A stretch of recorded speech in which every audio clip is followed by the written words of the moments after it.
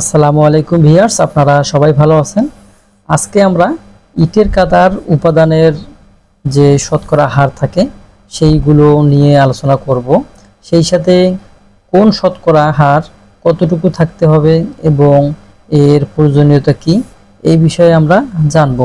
তো অবশ্যই আপনারা ভিডিওটি শুরু থেকে শেষ পর্যন্ত দেখবেন। আপনারা কিন্তু ইট যারা কিনে নিয়ে আসেন, ইটটা কিভাবে গঠিত হয় বা এই ইটের ভিতরে যে উপাদানগুলো কি কি থাকে এগুলো অনেকেই কিন্তু জানেন না। আজকে আমরা জানার চেষ্টা করব যে একটা ইটের ভিতরে এই উপাদানগুলোর কত পার্সেন্ট থাকে। আমরা যদি ধরি যে সব উপাদান আমাদের 100%, সেক্ষেত্রে আমরা এইগুলো এখানে 6টা লিস্টে আছে, অর্থাৎ এখানে সিলিকা বা এটাকে আমরা বালি বলতে পারি, এরপরে অ্যালুমিনিয়া, আয়রন অক্সাইড, ম্যাগনেসিয়া, লাইম বা চুন এবং জৈব পদার্থ। তো এই 6টা মিলে আমাদের 100% একটা ইট গঠন হবে। এবং কতটুকু থাকে, এর কাজ কি, বেশি দিলে কি হবে, কম দিলে কি হবে, এই বিষয়ে আমরা জানব। প্রথমে আমাদের লিস্টে আছে সিলিকা। সিলিকা ইটের কাদার উপাদান হিসাবে প্রধান একটা উপাদান থাকবে, এর পরিমাণটাও বেশি থাকবে, সেটা থাকবে 55%। এই সিলিকা অন্যান্য যে উপাদান, এই উপাদানের তুলনায় কিন্তু বেশি থাকতে হবে, তা না হলে কি হবে, ইট সুন্দরভাবে তৈরি হবে না। সেক্ষেত্রে অনেক সময় দেখা যায় যে ইটে ফাটল, বক্রতা, সংকোচন সৃষ্টি হয় এই সিলিকা কম থাকার কারণে। আবার দেখা যায় যদি অত্যাধিক, অর্থাৎ এই 55%-এর বেশি আপনি সিলিকা দিয়ে থাকেন বা বালি দিয়ে থাকেন, সেক্ষেত্রে কি হবে, সেক্ষেত্রে ইট দুর্বল এবং ভঙ্গুর হবে। এই কারণে এর যে হার বা মাত্রা বা শতকরা, সেটা 55-এর উপরে যাওয়া যাবে না এবং নিচেও থাকা যাবে না, এটা 55%-এ রাখতে হবে। এরপরে 2 নাম্বার যে উপাদান সেটা অ্যালুমিনিয়াম, এটা রাসায়নিক সংকেতও আছে। তো যাই হোক, আমরা এখানে যেহেতু বাংলা দিয়ে লিখছি, এই জন্য আমরা বাংলা দিয়ে লিখব, এর রাসায়নিক সংকেত লিখব না। তো যাই হোক, আমরা অ্যালুমিনিয়াম আমাদের প্রয়োজন হবে 30%, অর্থাৎ এটা পার্সেন্টেজের দিক থেকে 2 নম্বরে আছে 30%। এই অ্যালুমিনিয়ামটা কি জিনিস, এই অ্যালুমিনিয়ামটা কতটুকু প্রধান বা একটা ইট তৈরি করতে কতটুকু ভূমিকা রাখে, আমরা এই বিষয়ে জানব। তো অ্যালুমিনিয়াম এটা ইটের কাদার প্রধান উপাদান, এটা কিন্তু ইটের কাদাটার কি প্রধান উপাদান। এটা ইটের ঘনত্ব বাড়ায়, কিন্তু প্রয়োজনের অধিক অ্যালুমিনিয়াম ইট শুকানোর সময় সংকোচন, ফাটল ও বক্রতা সৃষ্টি করে। এ কারণে এর পরিমাণটা কি কখনো বেশি দেওয়া যাবে না। যদি এই পার্সেন্টে থাকে তাহলে কি হবে, আপনার ওই যে ইটের নমনীয় কাদা, অর্থাৎ ইটটাকে নমনীয়ভাবে করবে এবং এটাকে ফরমাতে সুন্দরভাবে স্থাপন করা যাবে। এই কারণে অ্যালুমিনিয়াম 2 নম্বরে প্রধান উপাদান, সেটা হচ্ছে আপনার 30%। এই 30% অতিরিক্ত করা যাবে না এবং এর নিচেও রাখা যাবে না।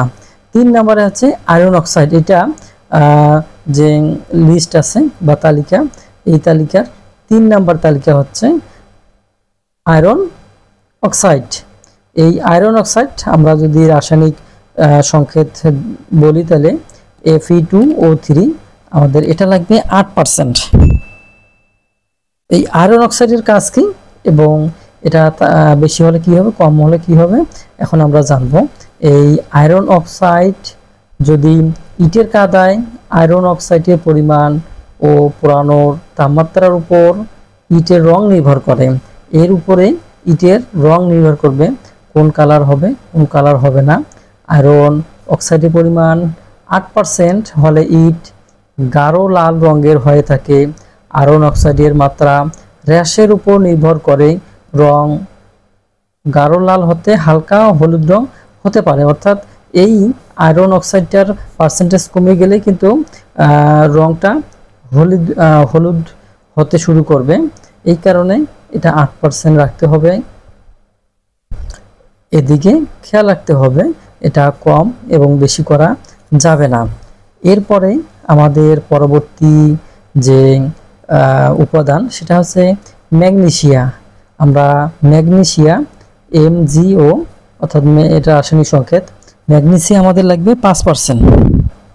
ইটের কাদার উপাদানের ভিতরে 4 নম্বরে যে উপাদানটা সেটা হচ্ছে ম্যাগনেসিয়া, এর পরিমাণ হচ্ছে 5%। এখন আমরা জানব ইটের কাদার প্রয়োজন অনুপাতে ম্যাগনেসিয়া থাকলে হলুদাভ রং সৃষ্টি করে এবং ইটের সংকোচন প্রতিহত করে। আরও বলা হয় যে অতিরিক্ত ম্যাগনেসিয়া ইটকে ক্ষয়প্রাপ্ত হতে সাহায্য করে, অর্থাৎ কোনোভাবেই এই ম্যাগনেসিয়ার পার্সেন্টেজ কম বা বেশি করা যাবে না। এরপরে আমরা আসব লাইম বা চুন। আমরা এটাকে CO রাসায়নিক সংকেত লিখতে পারি। এটা লাগবে আমাদের 1%।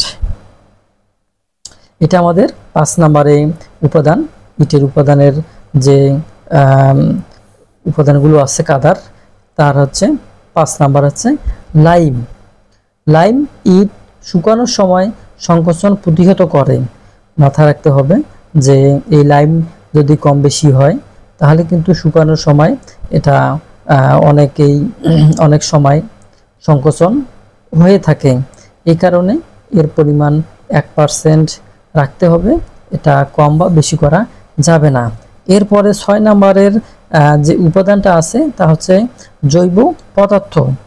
ইটের কাদার কিন্তু জৈব পদার্থ 1% থাকতে হবে।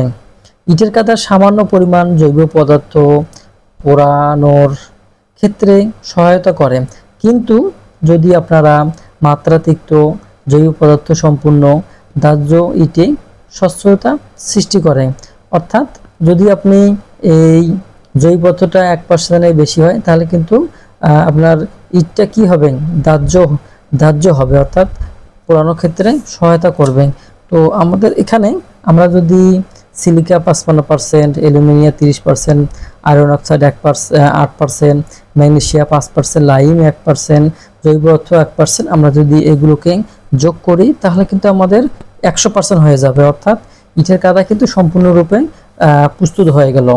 এই কাদার এই উপাদানগুলোর কম এবং বেশি করা যাবে না, তাহলে আপনার প্রয়োজন মতো বা উৎকৃষ্ট ইট কখনোই উৎপন্ন হবে না। তো যাই হোক, আপনারা ভালো থাকেন, সুস্থ থাকেন, আর আমার চ্যানেলে নতুন হয়ে থাকলে চ্যানেলটি সাবস্ক্রাইব করেন। আজকের মতো বিদায়, আল্লাহ হাফেজ।